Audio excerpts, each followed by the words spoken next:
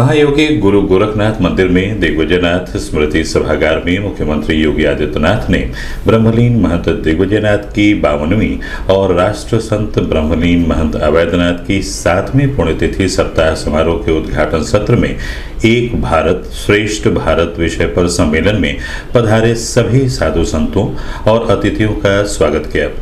कार्यक्रम की अध्यक्षता करते हुए मुख्यमंत्री योगी आदित्यनाथ ने कहा कि पुण्यतिथि में सामाजिक कार्यक्रम का आयोजन करने से हम सबको आगे बढ़ने की प्रेरणा मिलती है। कथा ज्ञान यज्ञ का आयोजन हो रहा है। आप सभी इस ज्ञान यज्ञ के माध्यम से मिलने वाले ज्ञान को प्राप्त कर अपने आप को चरितार्थ करें। कार्यक्रम में मुख्य रूप से जगत गुरु रामानुजाचार्य, स्वामी वासुदेवाचार्य, महंत सुरेश दास, महंत धर्मदास, महंत शिवनाथ, ब्रह्मचारी दासलाल, महंत योगादास, महाराणा प्रताप शिक्षा परिषद के अध्यक्ष प्रोफेसर यूपी सिंह, प्रोफेसर हर्ष सिन्हा सहित बड़ी संख्या में स्थानीय लोग मौजूद रहे।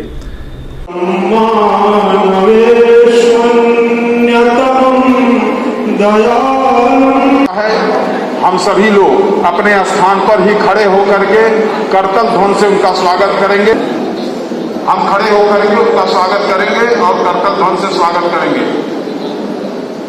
सभी संतजनों का स्वागत है। और आप देखें उन्होंने भारत के बारे में कहा क्या कि जहां त्याग माधुर्य पूर्ण हो, जहां भोग निष्काम समरस हो, कामना जहां भारत को करो प्रणाम।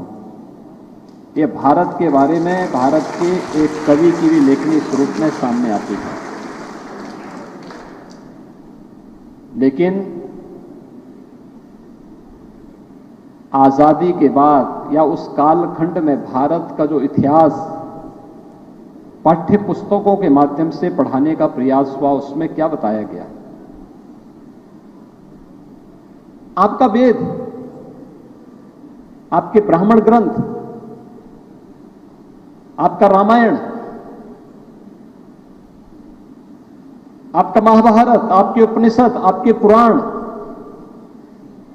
इनमें से कोई भी ये आपसे नहीं कहता है कि आप बाहर से आए हैं। कोई आपसे नहीं कहता। सब कहते हैं हम इसके पार्ट हैं, हम इसके हिस्से हैं, ये हमारी विरासत है।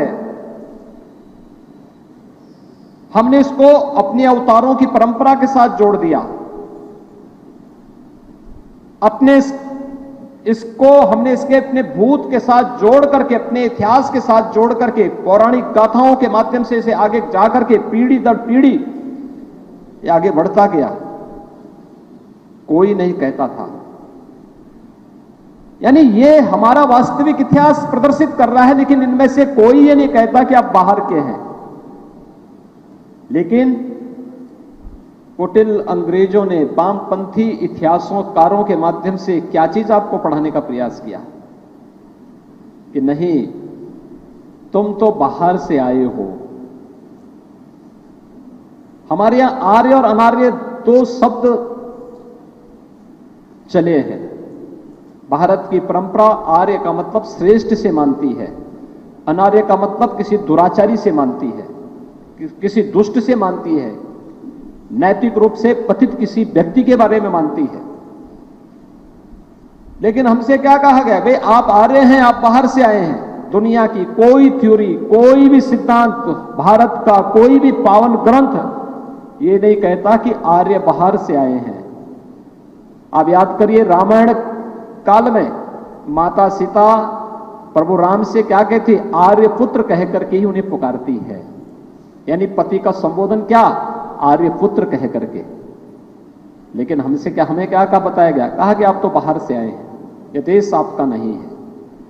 जैसे मुगल बाहर से आए, जैसे अंग्रेज बाहर से आए, जैसे शक और हूण बाहर से आए, जैसे अन्य लोग बाहर से आए, वैसे आप भी बाहर से आए। तो फिर माता भूमि पुत्रोहम प्रतिज्ञा का भाव कहां से पैदा होगा? आत्मविस्मृति का यह भाव जो हमें अपने स्वयं की मातृभूमि से, अपनी परंपरा से, अपने इतिहास से, अपने इस विरासत से काटने का प्रयास करती है। और इस साजिशन और एक शरारतपूर्ण तरीके से जो भारत के अंदर वामपंथी इतिहासकारों ने इस प्रकार के काले अध्याय डाल करके एक कुत्सित चेष्टा की। छात्राएं